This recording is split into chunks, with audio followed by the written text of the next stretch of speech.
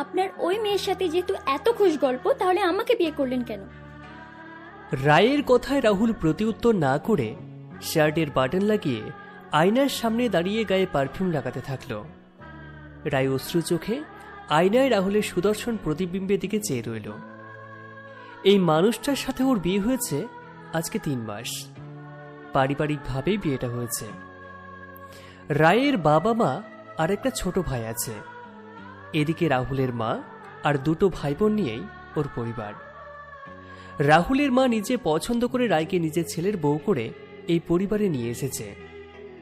বিয়ের পর থেকে এই পর্যন্ত লোকটা প্রয়োজন ছাড়া রায়ের সাথে তেমন খুব একটা কথা বলে না। রায় বকবক করলেও রাহুলের উত্তর হ্যাঁ ওই পর্যন্ত সীমিত। ইদানিং প্রায়ই রায়ের চোখে পড়ছে রাহুল বাসায় এসে খেয়ে দিয়ে রাত 2-3টে পর্যন্ত কার সাথে যেন ফোনে কথা বলে। রায় প্রথম এসব আমলে না নিলেও ব্যাপারটা ওর কাছে কেমন যেন সন্দেহের মতোই ঠেকছে। রাত 2টা-2:30 পর্যন্ত একটা মেয়ের সাথে এত কিসের কথা? ফোনের আশেপাশে যে একটা মেয়ে রাহুলের সাথে কথা বলে, এটা রায় 2 দিন আগে শিওর হয়েছে। বারান্দায় রাহুলের পাশে নীরবে দাঁড়িয়ে কান পাততেই চিকন মেয়েলি কণ্ঠস্বর ফিসফিসানির আওয়াজ রায়ের কানে এসেছে। সেই থেকেই ওর চিন্তা আরো বাড়ছে। ওর স্বামী বাইরের কোনো মেয়ের দিকে চোখ দেয়নি তো? মনের ব্যাকুলতা আটকাতে না পেরে রায় কালকে সকালে রাহুলকে জিজ্ঞাসা করেই ফেলেছিল, আপনি কি পরকীয়া করছেন নাকি? উত্তরে রাহুল নিজের গমগমে আওয়াজে ওকে বলেছে, এইসব আলতু ফালতু কথা মাথায় এসে করতে তোমার তোমার সামনে ফাইনাল পরীক্ষা, পড়তে বসনি কেন? রাহুল কথাটা ঘুরিয়ে দিয়ে সাই সাই করে অফিসে চলে গেল। গতকাল রাতেও একইভাবে ফোনে কথা বলেছে লোকটা। রায়ের এবার মেজাজ গরম হয়েছে রুটি ভাজার তাওয়া গরম হবার মতো। ওর সাথে তো একটুও প্রয়োজনের বাইরে কথা বলে না, তাহলে ওই মেয়ের সাথে এত কিসের কথা? তাই আজ রায় না পেরে রাহুলকে অফিসে যাওয়ার আগে ওকে কয়েকটা কথা জিজ্ঞাসা করেছে। কিন্তু এই লোকের উত্তর দেবার কোনো নামগন্ধ আছে? না, নেই। পরের দিন আজকেও রাহুল গলার টাই পরে অফিসের ব্যাগটা হাতে নিয়ে বেরিয়ে যেতেই রায় পিছন থেকে চিল্লিয়ে বলে উঠল, আমি বাবার বাড়ি চলে যাব, আর আসবো না। রাহুল পিছনে ফিরতেই রায়ের রাগে লাল হয়ে যাওয়া মুখখানা ওর চোখে পড়ল। মেয়েটার চোখ জ্বলতেই টইটুম্পর। রাহুল শান্ত গলায় শুধু বলল, আচ্ছা। রাহুলের চলে যাওয়ার দিকে তাকিয়ে রায় রেগে মেগে কিছুক্ষণ কেঁদে আলমারি থেকে লাগেজ নামিয়ে তাদের জামা কাপড় ভরে বেরিয়ে গেল। যাওয়ার পথে রাহুলের মা রায়কে এই অবস্থা দেখে জিজ্ঞাসা করল, তোমার চোখে মুখের এইরকম অবস্থা কেন মা? আর কোথায় যাচ্ছ তুমি? রায় নাক টানতে টানতে বলল, আপনার ছেলে ভালো না, রাত ভোর অন্য মেয়ের সাথে কথা বলে। আমি আপনার ছেলের সাথে আর থাকবো না। আমি আসলাম মা, আপনারা ভালো থাকবেন। রাহুলের মা অবাক চোখে রায়ের যাবার দিকে তাকিয়ে রইল। 2টোর মাঝে হলোটা কি? রাতে রাহুল বাসায় এসে ফ্রেশ হয়ে ডাইনিং রুমে গেল।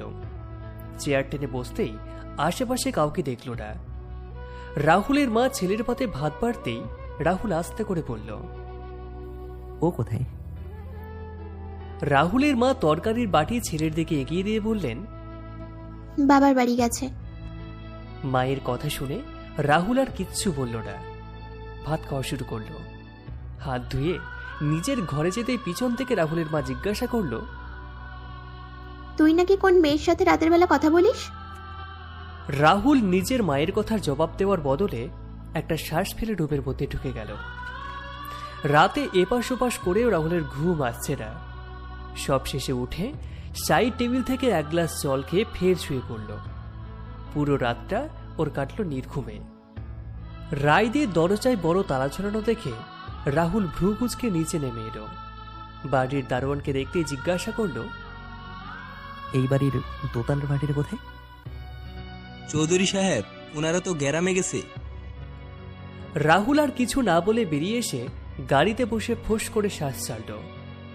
ভেবেছিল রায়দের বাড়ি এসে মেয়েটাকে নিয়ে যাবে, কিন্তু তার হলো কোথায়? হাতের বাজারগুলো টেবিলে রেখেই রায় নিজের ঘরে চলে গেল। প্রায় 20 দিন পর আজকে সকালে ওরা গ্রাম থেকে এসেছে। রাহুলদের বাড়ি থেকে বাবার বাড়ি আসার পরপরই বাড়ি থেকে ফোন আসলে জানতে পারে রাইয়ের দাদা অসুস্থ। খবর শুনেই চটচলতি রায়ের বাবা স্ত্রী ছেলে মেয়েকে নিয়ে দেশের বাড়ি গেছে। আজই ফিরল। ফিরেই পুজোর বাজার করা শুরু করেছে ওরা। সন্ধ্যায় রায় বের হয়েছিল ওর মায়ের সাথে টুকিটাকি বাজারের জন্য। রুমে এসে ফ্রেশ হয়ে বসতেই জানালা দিয়ে আকাশের দিকে তাকিয়ে দেখল বিশাল আকারের চাঁদ ও রুমের জানালা দিয়ে উঁকি মারছে। রায় রুমের লাইট নিভিয়ে বিছানায় শুয়ে চাঁদ দেখতে থাকল। লোকটাকে আজকে ওর বেশি মনে পড়ছে। এতদিন নিজের ফোনেও বন্ধ করে রেখেছিল। ও জানে রাহুল কখনোই ওকে ফোন দেবে না। ওর শাশুড়ি ওর মায়ের সাথে ফোনে যা টুকটাক আলাপ করত, মাঝে মধ্যে ও নিজেও কথা বলতো রাহুলের মায়ের সাথে। এই করে করে 20টা দিন পার হয়ে গেল। মানুষটা কি ওর খোঁজ করেছে? লোকটা কি পারত না ওর মায়ের ফোনে ফোন নিয়ে ওকে খোঁজ নিতে? বজ্জাত লোক একটা। এসব ওসব ভাবতে ভাবতেই রায়ের চোখে একরাশ ঘুম এসে ধরা দিল। এই দিদি, উঠ না। রায় ঘুম ঘুম চোখে চোখ মেলতেই দেখল ওর ভাই নীল দাঁড়িয়ে। সে প্রশ্ন করল, কি হয়েছে? জামাইবাবু নিচে দাঁড়িয়ে আছে, তোকে যেতে বলেছি। রায় ফট করে উঠে বসে দেওয়াল ঘড়ির দিকে তাকিয়ে দেখল রাত 2টো বাজে। এত রাতে এই লোক বাড়ির নিচে কি করে? রায় জানালা দিয়ে তাকাতে দেখল নিচে সাদা টাওয়ারের গাড়িটার সামনে রাহুল হাত কুচে দাঁড়িয়ে আছে। নজর ও রায়ের জানালার দিকেই। ল্যাম্পপোস্টের অল্প আলোয় রাহুলের চেহারা বোঝা যাচ্ছে না। রায় গায়ে সাদা একটা ওড়না পেঁচিয়ে কোনো রকমে নিচে নামল। মেইন গেটের দরজা খুলে রাহুলের গাড়ির সামনে দাঁড়াতেই রাহুলের চেহারা স্পষ্টভাবে ও এবার দেখতে পেল। বাসার টি শার্ট আর ট্রাউজার পরে লোকটা এখানে চলে এসেছে। চুলগুলো উস্কো খুস্কো, চোখে বিষাদের ছায়া। মানুষটাকে এমন দেখাচ্ছে কেন? তার তো এখন ফুরফুরে মেজাজে থাকার কথা। রায় তো নেই। এখন তো সে স্বাধীনভাবেই ওই মেয়ের সাথে কথা বলতে পারবে। ভাবতেই রায়ের চোখ মুখ ফের মলিন হয়ে গেল। গোমরা কণ্ঠে রাহুলকে জিজ্ঞাসা করল, আপনি এই সময় এখানে গাড়িতে ওঠো। কেন? রাহুলের শান্ত গলার জবাব, বাড়ি যাবে তাই। যাব না। তাহলে কখন যাবে? রায় তেরাভাবে বলল, আর যাবই না আমি আপনার বাড়ি। আর তাছাড়া হুট করে এই সময় বাড়ি যাওয়ার জন্য তারা দেখাচ্ছেন কেন? প্রয়োজন তাই। কিসের প্রয়োজন আবার? আপনার তো খালি রাত বিরাতে মেয়েদের সাথে কথা বলার প্রয়োজন পড়ে। আমার কোনো প্রয়োজনই আপনার নেই, তাই তো এতদিন। রাহুল রায়ের কথা বলার মাঝেই দ্রুত ওর সামনে এসে ওর চোয়াল চেপে ধরে কণ্ঠে তেজ রেখে বলল, এতদিনে কতবার তোমার ফোনে ফোন দিয়েছি, কোনো হিসেব আছে? ফোনটা বন্ধ কেন করে রেখেছো? ফোনটা খুলে দেখো তো, আমি কতবার তোমাকে ফোন দিয়েছি। স্টুপিড। রাহুলের জেদি কথায় রায় বোকার মতো বলে উঠল, কয়বার দিয়েছেন? রাহুল নিগুদ দৃষ্টিতে ওর দিকে চেয়ে রইল। রায় নিজের করা বোকামিতে মাথা নোয়াল। রাহুল রায়ের মুখটা এবার নিজের হাতের ভাঁজে নিয়ে বলল, সকালে বিছানার এক পাশ খালি দেখতে ভালো লাগে না। বকবকানি সোরা ছাড়া আমার ঘুম আসতে বড্ড দেরি হয়। কথায় কথায় কারো গাল ফোনানো মুখটাকে খুব মিস করি। রুমে ঢুকতেই পরিচিত মুখটাকে না দেখলে খুব অস্থির লাগে। ঘুমের মাঝে নিজের হাত পা কারো হাত পায়ের সঙ্গে নাড়া না পড়লে বেশ খালি লাগে।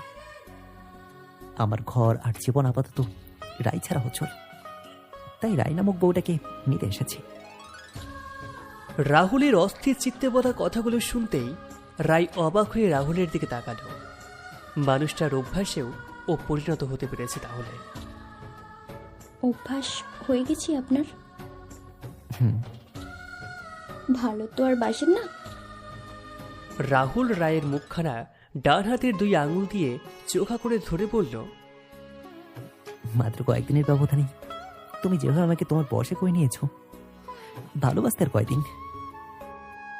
রায় লাজুক হাসতেই রাহুল ওরা হাত ধরে বলল, এখন বাড়ি ফিরে চলো। কাল সকালে যাই। এই বাড়িতে আমার সব কাপড় চোপড়। সব কাপড় চোপড় মানে? রায় মাথা নিচু করে আস্তে করে বলল, আসলে লাগেজ ভরে সব জামা নিয়ে এসেছি। রাহুল দীর্ঘশ্বাস ফেলে বলল, মায়ের শাড়ি পরবে। আমি কাল সকালে এসে তোমার ড্রেস নিয়ে যাব। তোমাকে ছাড়া এখন আমার একটা রাতও কাটবে না। বলেই রায়ের হাত ধরে টানতে টানতে রায় আবার দাঁড়িয়ে গেল। রাহুল পিছন ফিরে রায়ের দিকে তাকাতেই ও জিজ্ঞাসা করল, বললেন তো না, যার সাথে রাত ভরে কথা বলতেন ওই মেয়েটা কে? আর ইডিয়েট, ওই মেয়েটা হচ্ছে তোমার না দেখা ননদ। না দেখা মানে? বিয়েতে আপনার যে বোন আসেননি উনি? রাহুল সরু চোখে ওর দিকে তাকিয়ে আছে। রায় ফের জিজ্ঞাসা করল, তাহলে এভাবে আপনি ওর সাথে কথা বলতেন কেন? সবার সামনেই তো কথা বলা যায় নিজের বোনের সাথে। ওর বয়ফ্রেন্ড আছে, আর মা চাইছে না ছেলেটার সঙ্গে ওর বিয়ে হোক। এটা নিয়ে ওর সঙ্গে আমার কথা হতো। আপাতত মায়ের সামনে এই বিষয় নিয়ে কথা বলা যাবে না, তাই নিরিবিলিতে গিয়ে ওর সঙ্গে কথা বলি। বুঝতে পেরেছো? আমাকে বললেই পারতেন যে মেয়েটা আমার ননদ। কখনো সোজাভাবে জিজ্ঞেস করেছো? তা না করেই তো পরক্রিয়া করি, প্রেম করি বলে ঝামেলা শুরু করে দিয়েছো। রায় মুখ ফুলিয়ে মাথা নিচু করে রাহুলের সাথে হাঁটতে থাকলো। রায় ফের হাঁটা থামাতেই রাহুল ওর দিকে ফিরে জিজ্ঞাসা করল, আবার কি? আমি বাড়ি যাব না। রাহুল ভ্রুকুচকে বলল, তাহলে কোথায় যাবে তুমি? কাল থেকে তো পুজো শুরু, চলুন আজ একটু ঘুরি। এখান থেকে মার্কেট বেশি দূরে নয়। ওখানে গিয়ে আমাকে ফুচকা, জিলাপি আর চা খাওয়াবেন, তারপর বাড়ি ফিরব। রাহুল মাথা নেড়ে বলল, কালকে আমার অফিস, এতদিন ভালো মতো ঘুমাতেই পারিনি। আজ একটু ঘুমাবো। ঘুমাতে পারেননি কেন? তোমার জন্য। রাহুলের কাট কাট জবাবে রায় হাসল। এতদিন আমাকে জ্বালিয়েছেন, এখন আমায় নিয়ে ঘুরতে হবে, আর যা যা বলেছি তা খাওয়াতে হবে। না হলে বাড়ি যাব না মানে যাব না। আমি জ্বালিয়েছি, বাড়ি ফিরে বোঝাবো জানানো কাকে বলে। রায় লজ্জায় রাহুলের হাত ধরে গাড়িতে গিয়ে বসল। অগত্যা রাহুল গাড়ি ঘোরালো মার্কেটের দিকে। নীরব রাস্তায় গাড়ি চলছে। আধার রাতে ঠান্ডা বাতাসে রায়ের চুলগুলো উঠছে। নিজের হাতে কারো স্পর্শ পেতেই পাশ ফিরে দেখল রাহুল ওর ডান হাতের ভাঁজে নিজের হাত গলিয়ে হাতের উল্টো ফিরে চুমু এঁকে দিল। রায় লাজুক হেসে গাড়ির জানালায় মাথা রেখে আকাশ জুড়ে নিজ অবস্থানে থাকা ভরা চাঁদটার দিকে তাকালো। আজকের চাঁদটা আসলেই বেশ সুন্দর, একদম পূর্ণিমা চাঁদের মতো।